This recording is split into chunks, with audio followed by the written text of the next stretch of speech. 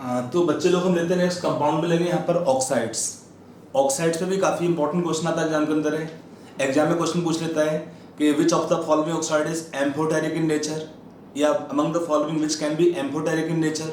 ये काफ़ी common question पूछते हैं एग्जाम के अंदर है। और विच कैन बी एसिडिक और बेसिक और न्यूट्रल टाइप, तो वो नॉर्मली पूछता कम है, बट फिर भी आपको थोड़ा आइडिया होना चाहिए। देखो ऑक्साइड्स कैन बी टेकन, यहाँ पे हमारा टॉपिक है नेक्स्ट ऑक्साइड्स होगा। इसमें क्या होता है, we can classify them on two methods और टू वेज। एक है classification based upon their nature. Nature means chemical behaviour. Chemical behaviour का मीनिंग क्या होता है कि they can be acidic, basic, neutral और amphoteric. They can be acidic, basic, neutral और एम्फोटेरिक। इसका मीनिंग क्या होता है कि we can take either litmus test, और हम ले सकते हैं reaction of oxide with acid और बेसिस। तो उसके अकॉर्डिंग हम हो सकते हैं कि उनका क्या नेचर होता है। एसिडिक हो सकते हैं, बेसिक हो सकते हैं, न्यूट्रल हो सकते हैं और आपके एम्फोटेरिक हो सकते हैं। तो एक होता है ये क्लासिफिकेशन। एक हम पढ़ेंगे second classification based on the oxygen content, तो उसको हम लेते हैं सेकंड पार्ट में। पहले ये देखते हैं। तो पहला हमारे यहाँ पे classification of the oxides based on their chemical behaviour. तो यहाँ पर क्या होता है, एसिडिक ऑक्साइड्स पहले देखते हैं। वो सिंपल पॉइंट है, एक कॉमन पॉइंट ध्यान रखिए कि जितने हमारे नॉन मेटल्स होते हैं they will form oxides generally acidic in nature. जितने मेटल होते हैं they will form the oxides basic in nature in general. और अगर मेटल में क्या होता है, ऑक्सीडेशन नंबर कम होता है तो वो होते हैं बेसिक होते हैं। अगर उनका ऑक्सीडेशन नंबर हाई होगा तो वो कैसे होते हैं, एसिडिक हो जाता है। और अगर ऑक्सीडेशन नंबर आपका होगा intermediate then they can show amphoteric behaviour especially in d block elements where metals can show variable oxidation states. इसको पॉइंट को ध्यान रखिएगा आप।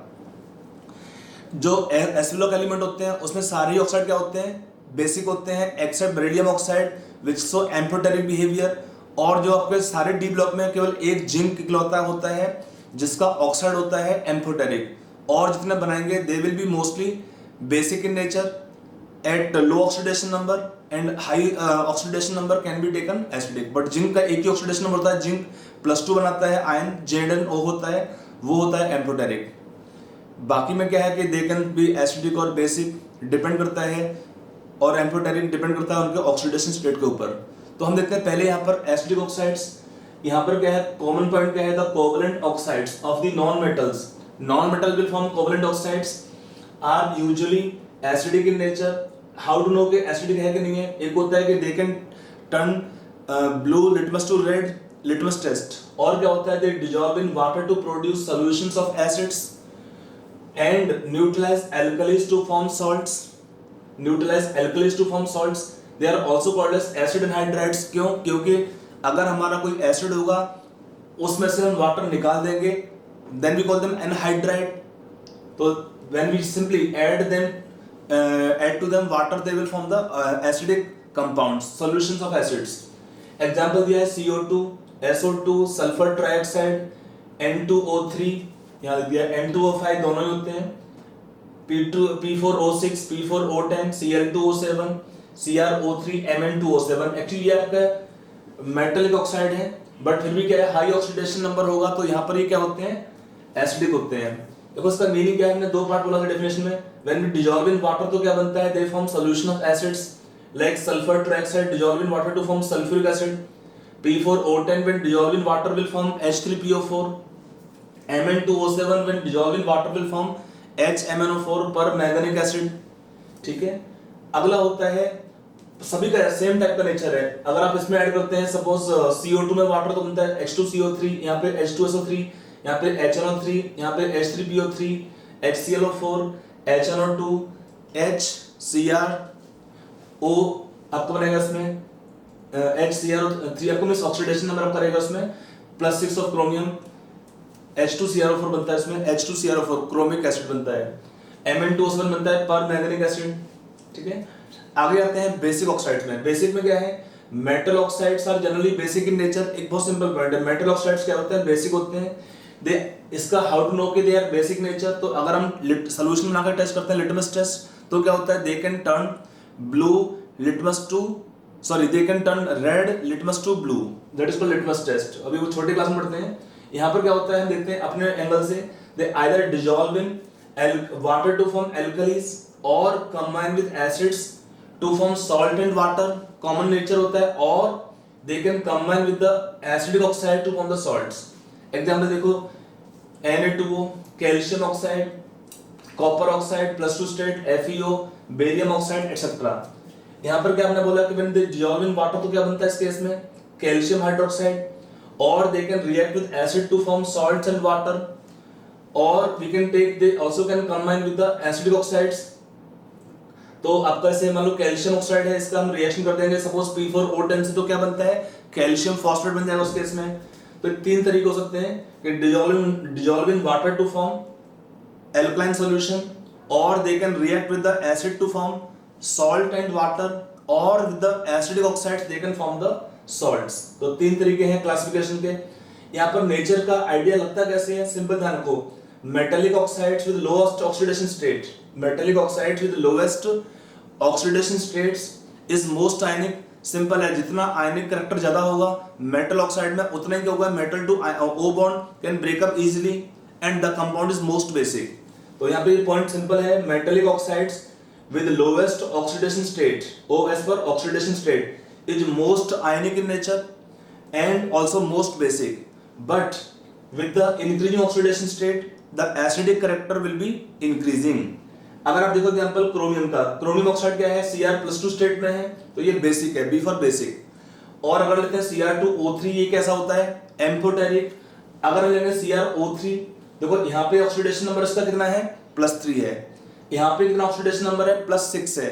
तो अगर हम लेंगे मेटल ऑक्साइड को भी highest oxidation state, they also become acidic in nature। तो ये पॉइंट है, मेटल ऑक्साइड भी, सभी मेटल ऑक्साइड हमेशा बेसिक हो ऐसा जरूरी नहीं होता है। स्पेशली डी ब्लॉक एलिमेंट जहां पर मेटल्स आपके क्या होते हैं, they are capable of exhibiting more than one oxidation state, तो उसमें जो लोअर ऑक्सीडेशन नंबर वाले होते हैं मोर आयनिक होते हैं, मोर बेसिक होते हैं। आयनिक करैक्टर ज्यादा होता है मीन सिंपली मोर बेसिक भी होंगे। आप देखो ना, एस ब्लॉक एलिमेंट में ग्रुप 1 के होते हैं, दे आर स्ट्रॉन्गेस्ट बेस। और यहाँ पे जो ऑक्सीडेशन नंबर होगा इंटरमीडिएट, ना हाईएस्ट ना लोएस्ट है, दे बिकम एम्फोटेरिक। और अगर ऑक्सीडेशन नंबर होगा हाईएस्ट या हायर होगा तो they can also become acidic in nature. इसको ध्यान रखिए, पॉइंट को काफी हेल्प करता है आपको है। अगला है न्यूट्रल ऑक्साइड्स। न्यूट्रल ऑक्साइड का मीनिंग क्या होता है, they are not reacting with acids और बेसिस टू फॉर्म सॉल्ट्स, तो they neither combine with acids और alkalis to form salts. Example है carbon monoxide, N2O, NO, water, ये कॉमन एग्जांपल्स हैं। डाइनाइट्रोजन ऑक्साइड, नाइट्रिक ऑक्साइड या nitrogen monoxide, water तो आप जानते ही हैं इसमें। तो ये सब क्या है, न्यूट्रल ऑक्साइड होते हैं। नॉन मेटल ऑक्साइड ये आपके मोस्टली न्यूट्रल में आते हैं जब जिनका क्या होता है लोअर ऑक्सीडेशन नंबर हो, स्पेशली उस केस में। अगला है एम्फोटेरिक ऑक्साइड्स। एम्फोटेरिक क्या होते हैं, which can show both acidic and basic nature, we can call them amphoteric oxides.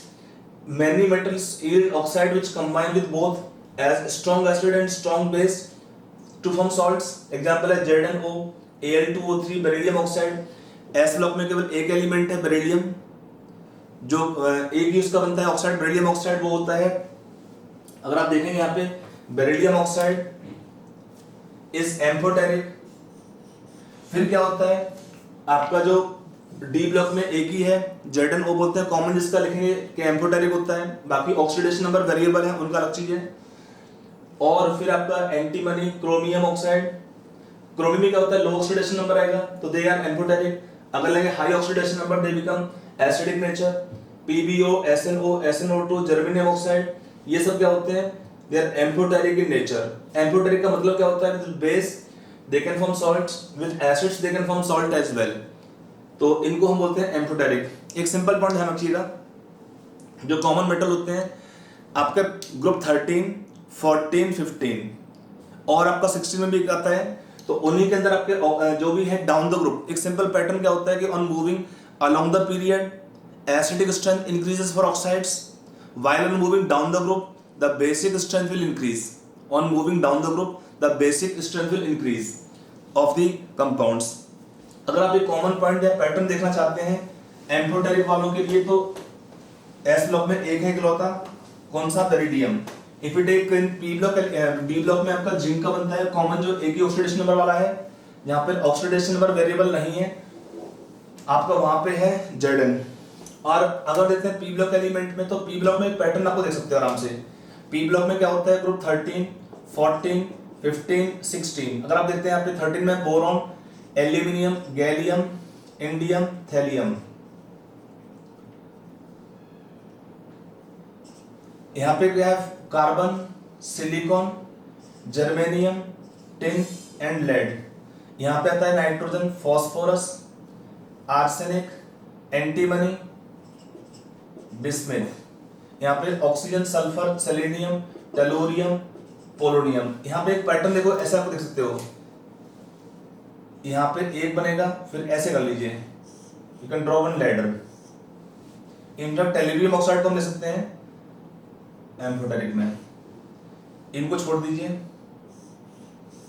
This set of elements they can form amphoteric compounds. Aluminium, gallium, germanium, tin, lead और आपके नहीं बनते हैं, ये आपका एसिडिक होता है। ऑलरेडी हम पढ़ ही रहे हैं कंपाउंड के अंदर, प्रॉपर्टीज के अंदर देख ही रहे हैं। तो पी ब्लॉक में आपके इतना एलिमेंट कॉमन है जिनका बनता है क्या, एम्फोटेरिक ऑक्साइड्स। सिंपल है, आपको ध्यान रहेगा इसमें। इसमें आपका जो टेलोरियम होता है, इसका दोनों टाइप का नेचर होता है। पोलोनियम का क्या होता है, एम्फोटेरिक होता है बट मोर बेसिक। टेलोरियम का भी क्या होता है, एम्फोटेरिक। ऑलरेडी हम कंपाउंड के बारे में पढ़ चुके हैं, प्रॉपर्टीज के बारे में। तो ये हमारे कॉमन पैटर्न है देखने के लिए। बाकी आपका दो थे, एक बेरिलियम है और एक आपका होता है जेडन। तो इनके बारे में थोड़ा ध्यान रखिएगा, क्वेश्चन पूछ लेता है कि which of the following can be amphoteric oxides. Amphoteric का मीनिंग है रिएक्शन, आपको लिख दिया, कुछ एग्जांपल्स हैं और भी देखना चाहेंगे तो आप रिएक्शन लिख सकते हैं कि इन एक्वस सॉल्यूशन क्या होता है, दे कैन फॉर्म आयंस। यहाँ पर क्या होता है, aqueous solution they can form ions.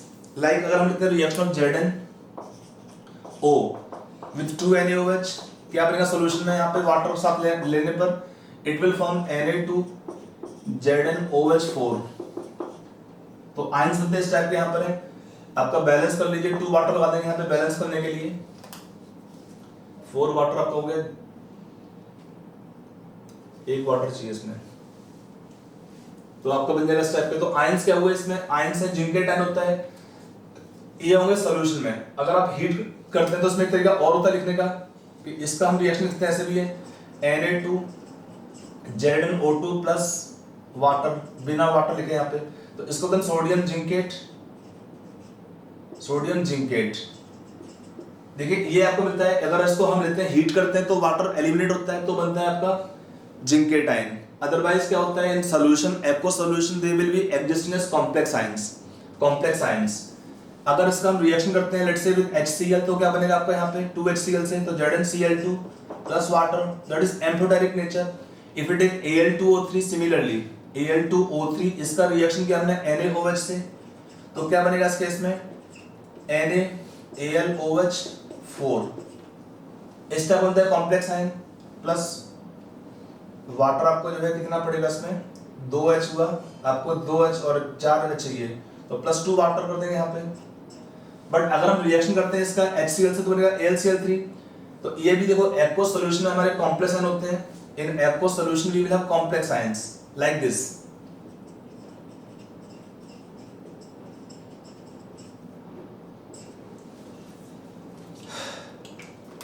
तो ऐसे आप कर सकते हैं आराम से क्वेश्चंस को है। तो ये हमारा हुआ। बाकी आप रिएक्शन को सबका सेम टाइप का रिएक्शन सकते हैं। In aqueous solution we will have this kind of hydroxyl ion complexes where OH negative ion can be ligand, but in on heating they can form eliminate, like इसका ही अगर हम reaction करते हैं Al2O3 का with NaOH, तो क्या बनेगा इसमें 2NaAlO2, sodium eliminate plus water, sodium aluminate. तो ये हमारा हुआ पहला classification based on chemical behaviour. अब हम नेक्स्ट लेंगे classification based on the amount of oxygen in the oxides.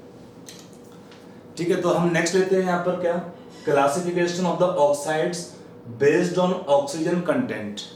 यहाँ पर क्या होता है, ऑक्साइड्स का जो एक होता है normal oxidation number of the central atom, या जो भी हमारा जिस एलिमेंट का ऑक्साइड होगा, तो उस नॉर्मल ऑक्सीडेशन स्टेट के अकॉर्डिंग अगर हमारा ऑक्सीजन कम है या ज़्यादा है, उसके अकॉर्डिंग हमारे नेम आते हैं और we can classify the oxides. तो उसमें पहला आता है नॉर्मल ऑक्साइड्स। इनमें क्या होता है, they contain oxygen as permitted by the normal oxidation state. OS stand for oxidation state. They contain oxygen as permitted by the normal oxidation state. Example दिया है water, magnesium oxide, aluminium oxide. इसमें होता क्या है, contain only MO bonds. M आपका यहाँ पर क्या होता है, एलिमेंट होता है, मे बी मेटल और नॉन मेटल. M का meaning may be metal may be non metal. तो यहाँ पर क्या है, MO बॉन्ड खाली होते हैं. ठीक है, अगर कोवलेंट है तो कोवलेंट बॉन्ड दिखता है, अदरवाइज इन आयनिक कंपाउंड तो आपका इंटरेक्शन हुआ मेटल ऑक्साइड के बाद. अगला है सब ऑक्साइड. यहाँ पर क्या होता है, दे कंटेन, सब मींस लेस होगा. They contain lower percentage of oxygen than expected by normal oxidation states. They contain lower percentage of oxygen than expected by the general oxidation state of the element M. For example, nitrogen dinitrogen oxide या nitrous oxide, carbon suboxide C3O2. यहाँ पर होता क्या है difference in दोनों में. यहाँ पर खाली होता है MO bonds, यहाँ पर क्या होता है MM bond in addition to MO bonds. They have MM bond in addition to MO bonds. Example देखो, इसका क्या स्ट्रक्चर होता है, C3O2 का O double bond C double bond C double bond C फिर डबल बॉन्ड O आता है. तो इसमें क्या होता है, एक जो कार्बन मिडल सेंटर में होता है उसको हम असाइन करते हैं 0 ऑक्सीडेशन नंबर, और जो यहाँ पर कार्बन है उसको देते हैं +2 ऑक्सीडेशन स्टेट. यहाँ भी +2 ऑक्सीडेशन स्टेट. यहाँ पर जो सारे कार्बन है इस केस में उनका ऑक्सीडेशन स्टेट सेम नहीं होता है. क्वेश्चन पूछता है एग्जाम के अंदर है कि in carbon suboxide for carbon what is actual oxidation state. तो एक 0 होता है कार्बन एटम का, 2 का होता है +2 ऑक्सीडेशन स्टेट. N2O का भी स्ट्रक्चर सेम होता है कि N डबल बॉन्ड भी है plus N double bond O होता है इसके अंदर N2O के अंदर. तो इसमें डिफरेंस क्या है, यहाँ पर MM बॉन्ड होता है प्लस MO बॉन्ड दोनों होते हैं, और यहाँ पर खाली MO बॉन्ड होता है. अगला है मिक्स ऑक्साइड्स. एक्चुअली यहाँ पर क्या होते हैं, 2 सिंपल ऑक्साइड होता है उनका मिक्सचर होता है, तो होता है मिक्स ऑक्साइड और कंपाउंड ऑक्साइड्स. इन्हें बोलते हैं मिक्स ऑक्साइड और compound oxides. They behave as mixture of 2 simple oxides. Example दिया है Pb3O4. ये आपका मिक्सचर होता है PbO का प्लस PbO2 का. Fe3O4 मिक्सचर है FeO का प्लस Fe2O3 का. Mn3O4 है mixture of 2MnO plus MnO2 का. तो ये होते हैं mix oxides. They are mixture of 2 simple oxides. जहां पर नॉर्मली क्या होता है, ऑक्सीडेशन स्टेट वेरी करता है 2 एलिमेंट का. जैसे यहाँ पर लेड का स्टेट +2 है, यहाँ +4 है, यहाँ +2 यहाँ +3 है, यहाँ +2 यहाँ +4 है ऑक्सीडेशन स्टेट. तो इन्हें बोलते हैं क्या, कंपाउंड ऑक्साइड ही बोलते हैं. अगला है polyoxides. They contain more oxygen than allowed by normal oxidation states. इसमें आते हैं peroxides. They contain O2 negative ion and are derivative of hydrogen peroxide. They produce hydrogen peroxide on reaction with dilute acids. इसमें example आएगा sodium peroxide, barium peroxide और common example of 2 peroxides. यहाँ पे structure क्या होता है इसका peroxide का, देखो इसमें जो आयन होता है पेरोक्साइड में वो क्या होता है, इन पेरोक्साइड आयन आपका है O2 negative ion. In peroxide the ion taken is O2 negative ion. यहाँ पर क्या होता है OO सिंगल बॉन्ड, और यहाँ पे क्या हुआ, each O will have -1 oxidation state. Bond order में होता है 1.0. In peroxide ion no electron unpaired, so they are paramagnetic. They are diamagnetic nature. They have no unpaired electrons. तो ये प्रॉपर्टी किसका होता है, diamagnetic substances का, diamagnetic in nature. और क्या होता है, solutions will be colorless. Normally क्या होता है, when they have unpaired electrons solution are colored, but यहाँ पर क्या solutions is colorless. और magnetic nature कैसा है, they are diamagnetic in nature. अगला आपका आएगा सुपर ऑक्साइड. यहाँ पर क्या होता है, they contain O2 negative ion. O2 negative ion क्या होता है इसमें जो आपका बॉन्ड ऑर्डर होता है इस केस के अंदर आपका आएगा बॉन्ड ऑर्डर यहाँ पे 1.5. आप MOT अप्लाई करेंगे तो देखेंगे यहाँ पर कि इन anti bonding pi star orbitals इसमें एक इलेक्ट्रॉन एक्स्ट्रा बढ़ जाता है. और क्या होगा इसमें, means this become odd electron molecules. तो इसमें आपका 3 इलेक्ट्रॉन आपके होंगे बॉन्डिंग वाले. तो 3/2 करने से कितना आपका नेट बचता है, 1.5 बॉन्ड ऑर्डर होता है. They will contain 1 unpaired electron. उससे क्या होता है, they become paramagnetic in nature. और क्या होता है, solutions are colored.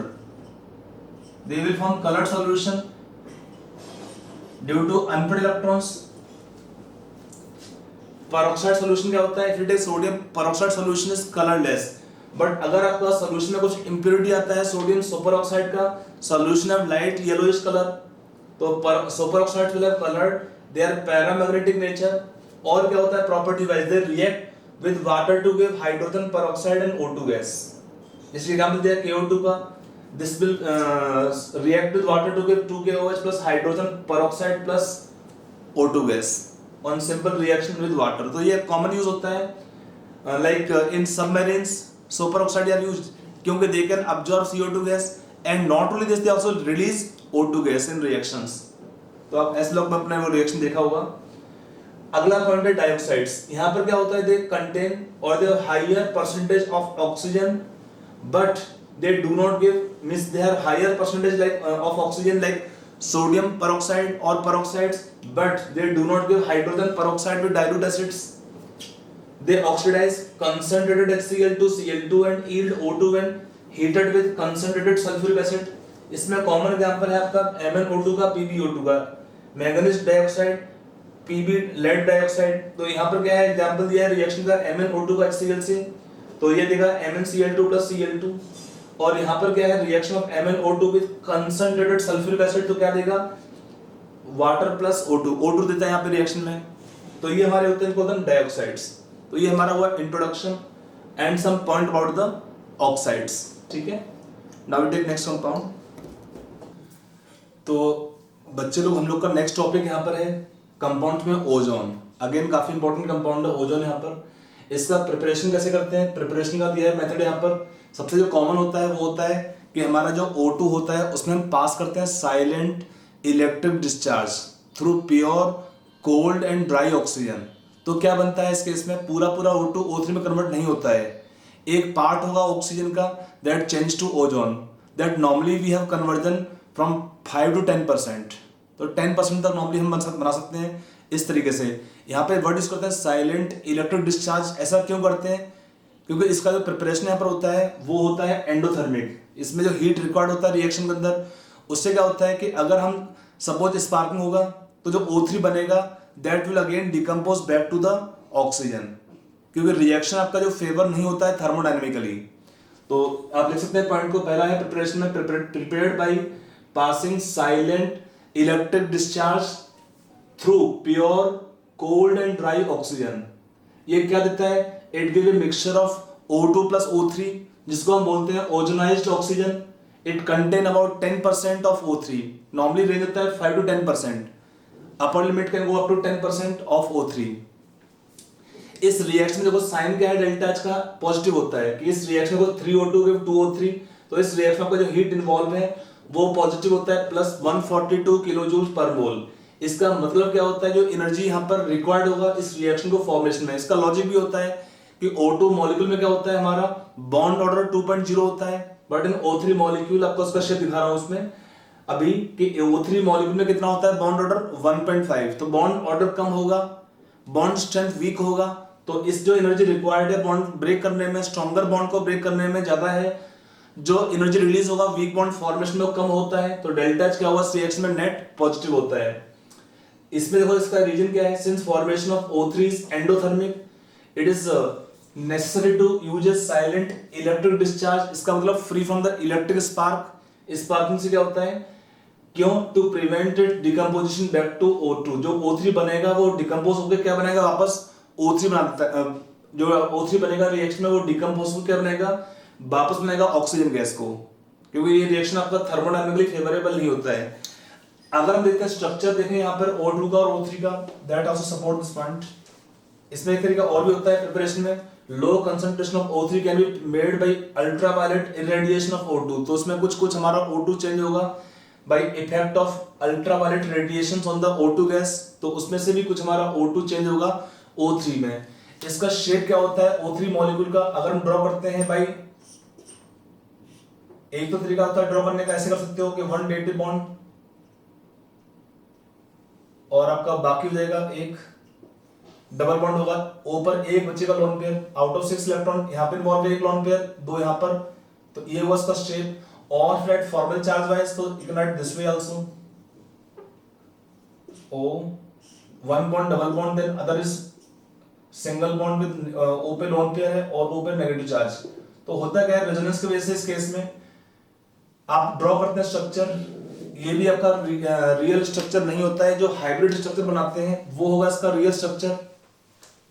और वो हम कैसे बना सकते हैं, तो एक हम ड्रॉ करते हैं ऐसे भी, यहाँ पे सिंगल बॉन्ड तो यहाँ पे डबल बॉन्ड, यहाँ पे O प्लस वहां माइनस, तो ये आपका ड्रॉ होगा इस केस में जो रियल बनाएगा उसका structure. Here oxygen atom have got one lone pair, और क्या होता है साथ में यहाँ पर O का हाइब्रिडाइजेशन होता है इस केस में sp2, और यहाँ पे जब का बॉन्ड एंगल है दैट इज 117 डिग्री। ये हमारा स्ट्रक्चर है O3 मॉलिक्यूल का, ये हमारा हुआ लोअर कंसंट्रेशन वाला प्रिपरेशन। अब आते हैं प्रॉपर्टीज पे, तो प्रॉपर्टीज में क्या होता है, पहला पॉइंट क्या है, देखो इसका भी क्या है, 3 डिफरेंट फेज होता है, गैस फेज में, लिक्विड फेज में एंड सॉलिड फेज में। इसका जो गैस होता है O3, इसका बॉइलिंग पॉइंट होता है O3 का जो बॉइलिंग पॉइंट है दैट इज 161 केल्विन, इसका मेल्टिंग पॉइंट होता है 80 केल्विन, लिखा नहीं मैंने यहाँ पे था लेकिन लिख दिया अभी है। ये काफी मींस मेल्टिंग पॉइंट भी कम है और बॉइलिंग पॉइंट भी कम होता है। रीजन है सिंपल मॉलिक्यूल्स होते हैं, उनके बीच के इंटरेक्शन स्ट्रॉन्ग नहीं होते हैं। और इसका रीजन के by the reaction was endothermic, you can see कि यहां पर कितना हमारा आएगा, average bond order of OO bond that is sir how much, total bond 3/2 1.5, जबकि क्या होता है O2 मॉलिक्यूल में कितना होता है बॉन्ड ऑर्डर 2.0, O2 मॉलिक्यूल में आपका होता है बॉन्ड ऑर्डर 2.0, तो O2 में क्या है बॉन्ड ऑर्डर हाई होता है O3 के कंपैरिजन में, इसलिए जब हम O2 से बनाते हैं O3 तो इसमें एनर्जी का रिक्वायरमेंट पड़ता है। ठीक है, अब आते हैं इसका प्रॉपर्टी पॉइंट पर कि जो इसका 3 डिफरेंट फेज रहेगा, सॉलिड फेज में, लिक्विड फेज में और गैस फेज में, तीनों में इसका डिफरेंट कलर होता है। क्या होता है, pure O3 is pale blue in gas phase, dark blue in liquid phase and violet black in solid phase. Pale blue in gas phase, dark blue liquid and violet black in solid phase. फिर क्या होता है, इसका एक smell होता है, typical smell होता है, O3 has a characteristic smell and is small concentration it is harmless.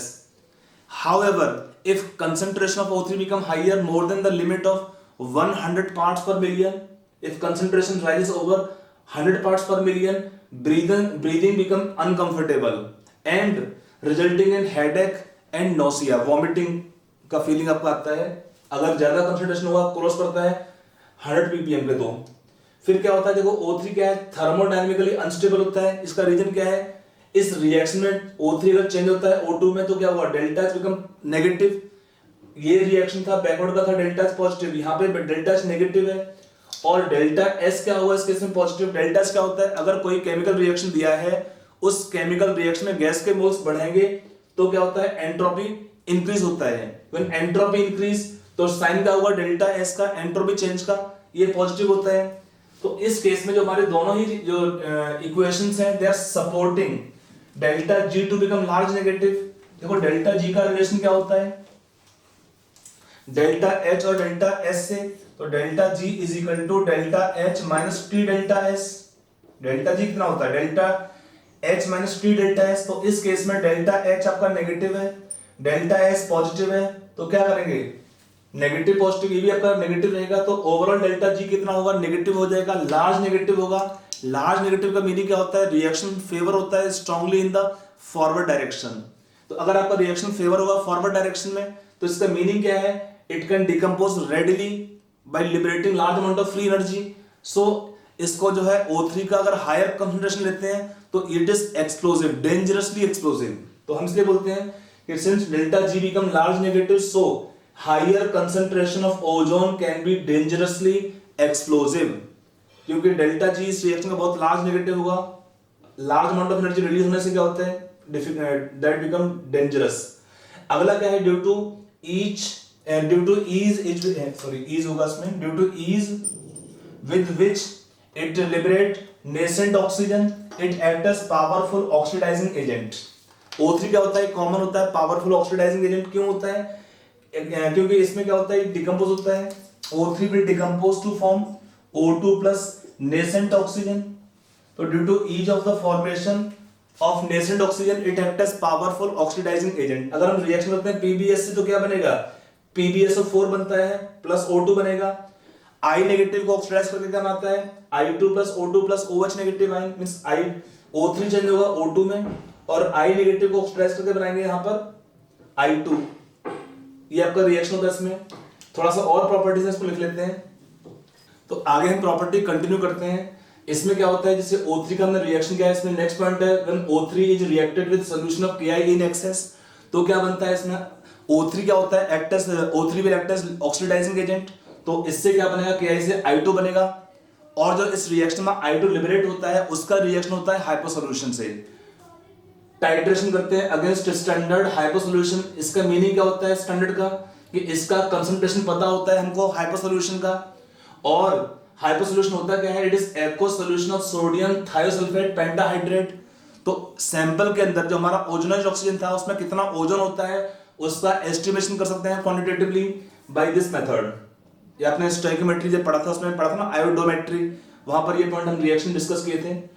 आगे क्या होता है एक्सपेरिमेंट्स, एक्चुअली ये हमारा जो पॉइंट है ये है ओजोन लेयर को डिप्लीशन को लेके। हम जानते हैं कि जो ओजोन लेयर होता है हमारे अर्थ को प्रोटेक्ट करता है और protect over atmosphere from the ultraviolet radiations, क्योंकि ये क्या है रेडिएशंस होते हैं, they can cause harm to the living organisms. Even हमारे ह्यूमन पे भी क्या होता है, हम लोग पे by the action of ultraviolet radiations they can cause skin diseases.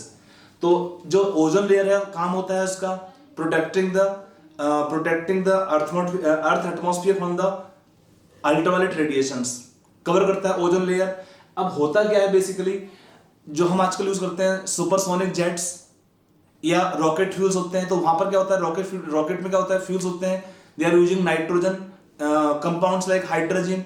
तो वहां पर क्या होता है जब उसका कंबस्शन होता है फ्यूल का, तो दे लिबरेट एनो गैस, दे लिबरेट डिफरेंट नाइट्रोजन ऑक्साइड्स, और ये इन नाइट्रोजन ऑक्साइड में एनो गैस स्पेशली इसका रिएक्शन होता है ओजोन से जो आपका अपर पार्ट में एटमॉस्फेयर के, और क्या बनाता है उसके साथ में, they will form NO2 and O2। और इससे होता क्या है कि ओजोन का डिप्लीशन का खतरा बढ़ रहा है। अगर ओजोन लेयर डिप्लीट हो गई तो यूवी जो रेडिएशन होता है they can enter easily in atmosphere and they can cause lot of diseases, specially skin diseases in human beings और अदर लिविंग ऑर्गेनिजम्स। तो यहाँ पर वही एक्सपेरिमेंट है shown that nitrogen oxides NO in particular combine rapidly with O3 and there is this possibility that NO emitted from the exhaust systems of supersonic jet aeroplanes might be slowly depleting the ozone layer in upper atmosphere। Reaction क्या होता है NO का O3 से क्या बनता है NO2 plus O2 बनता है, तो ये एक थ्रेट होता है हमारे ओजोन लेयर को। और हमारा जो एक और क्या होता है थ्रेट होता है यूज ऑफ फ्रियॉन्स। फ्रियॉन्स क्या होते हैं बेसिकली क्लोरोफ्लोरोकार्बन होते हैं जो इसको यूज करते हैं किसमें एरोसोल में, रेफ्रिजरेंट में, जो गैस भरते हैं आपका AC वगैरह में, तो इसलिए इनका भी एक खतरा होता है। खतरा है किसके लिए, हमारे ओजोन लेयर के लिए।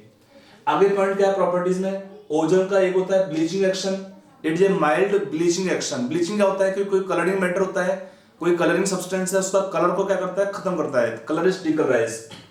तो जैसे एग्जांपल दिया है वेजिटेबल कलरिंग मैटर होता है, इसको थ्रू हम O3 पास करते हैं तो क्या होता है देखो हम colourless oxidised matter plus O2 बनता है। अगला क्या है हमारा टेस्ट ऑफ ओजोन। तो इसका टेस्ट कैसे करते हैं ओजोन का, सैंपल के अंदर a filter paper soaked in alcoholic benzene ring. What is benzene ring, आपका ये दो बेंजीन रिंग है, पैरा में यहाँ पे NH2 है, यहाँ भी NH2 ग्रुप लगा हुआ है, becomes brown when brought in contact with O3। ये रिएक्शन आपका डिफरेंस होता है हाइड्रोजन पेरोक्साइड से। हाइड्रोजन पेरोक्साइड इस रिएक्शन को शो नहीं करता है बट O3 शो करता है। एक टर्म आता है टेलिंग ऑफ मरकरी। इसका मीनिंग क्या है टेलिंग ऑफ मरकरी का, मरकरी का टेल बनाना, पूंछ बनाना। होता क्या है प्योर मरकरी क्या होता है मोबाइल होता है, लिक्विड बनते हैं, मेल्टिंग पॉइंट काफी कम होता है मरकरी का। मरकरी का मेल्टिंग पॉइंट है -38.4 डिग्री सेल्सियस, काफी कम होता है नेगेटिव में। तो एट रूम टेम्परेचर क्या है मरकरी कैन फ्लो इजीली। और क्या होता है जो मरकरी एटम के बीच में इंटरेक्शन फोर्स स्ट्रॉन्गर होते हैं than the interaction with the surface of the glass. अगर हम इसको डालते हैं ग्लास के ऊपर तो होता क्या है अगर हमारा जो प्योर मरकरी है that is mobile liquid, but when brought in contact with ozone it's mobility decreases and it start sticking sticking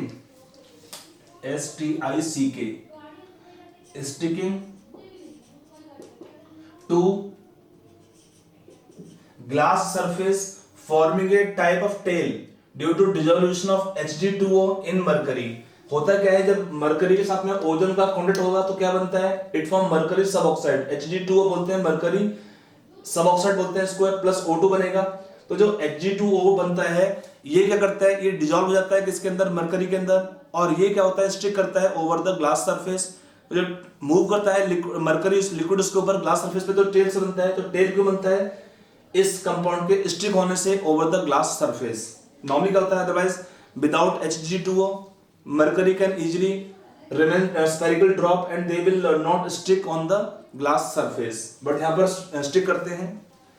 तो ये तो हमारा हुआ properties and test of ozone. आगे है कुछ uses of ozone. Chemical reactions आपके हैं, वैसे तो जेई मेन और नीट के लिए नहीं चाहिए, बट आपको एडवांस के लिए चाहिए होती है, उसका आपको मैं चार्ट मार्क दे दूंगा।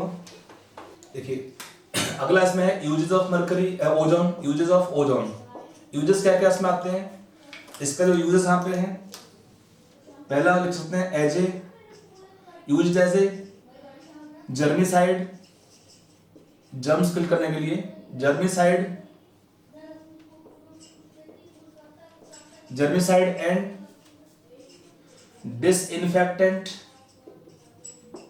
Disinfectant for स्टेरिलाइजिंग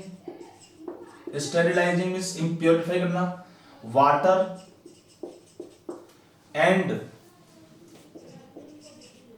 improving atmosphere of crowded place. एक तो इसका ये काम होता है, जर्मिसाइड मींस जर्म्स किल करता है बिकॉज ऑफ ऑक्सीडाइजिंग प्रॉपर्टी। अगला आएगा for or to detect the position of double bonds कहां पर होता है, in unsaturated hydrocarbons, ये अपने ऑर्गेनिक में प्रकार reaction,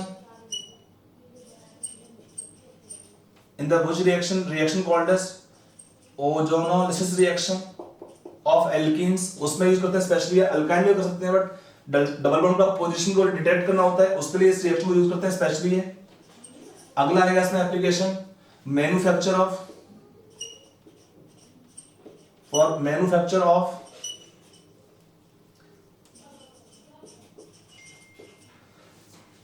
artificial silk, synthetic camphor and potassium permanganate preparation. आप ये डी ब्लॉक में देखते हैं कॉमन रिएक्शन है कि हमारा सॉल्यूशन है K2MnO4 का, इसमें अगर हम O3 पास करते हैं तो क्या बनता है, it will form KMnO4, oxidation reaction करता है यहाँ पर है। अगला आपका इसमें एप्लीकेशन में यहाँ पे यूज्ड फॉर ब्लीचिंग में कलर आपका जो होता है that is decolourize of the metal,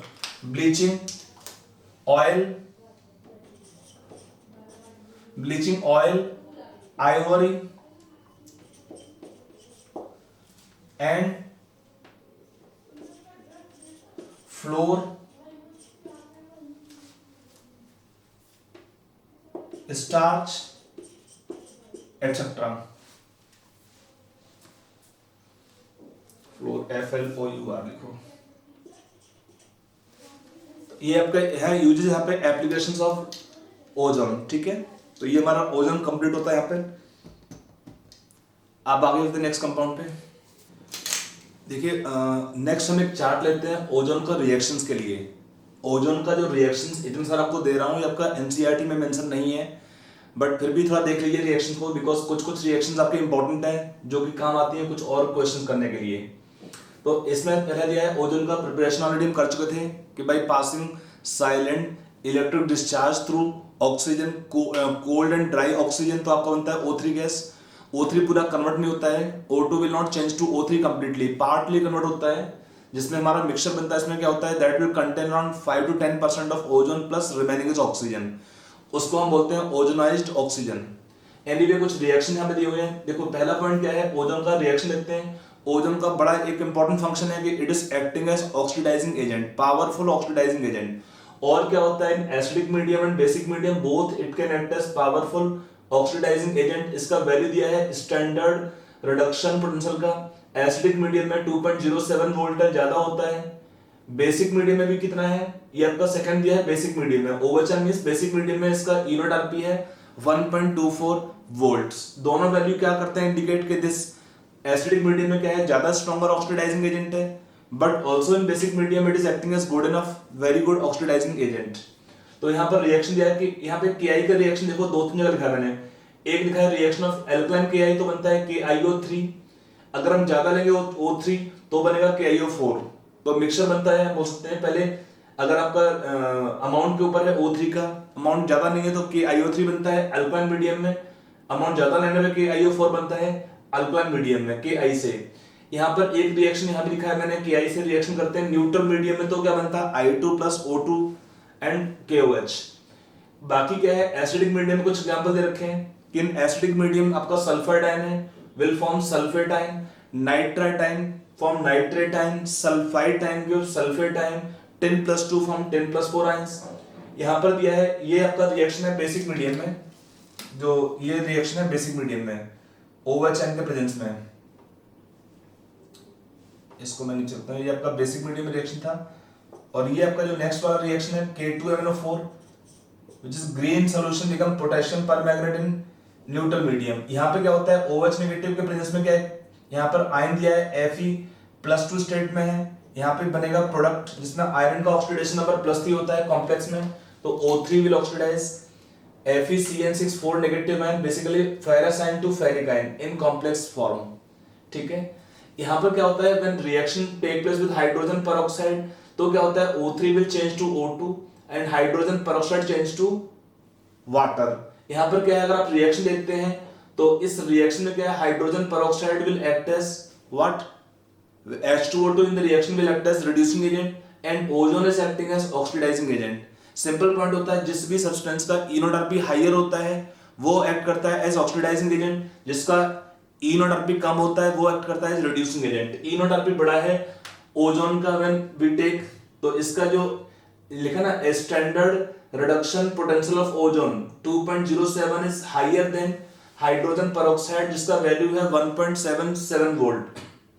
फिर क्या होता है, H2S will form sulphur plus water, आपका न्यूट्रल मीडियम में है, NO2 will form N2O5 plus O2।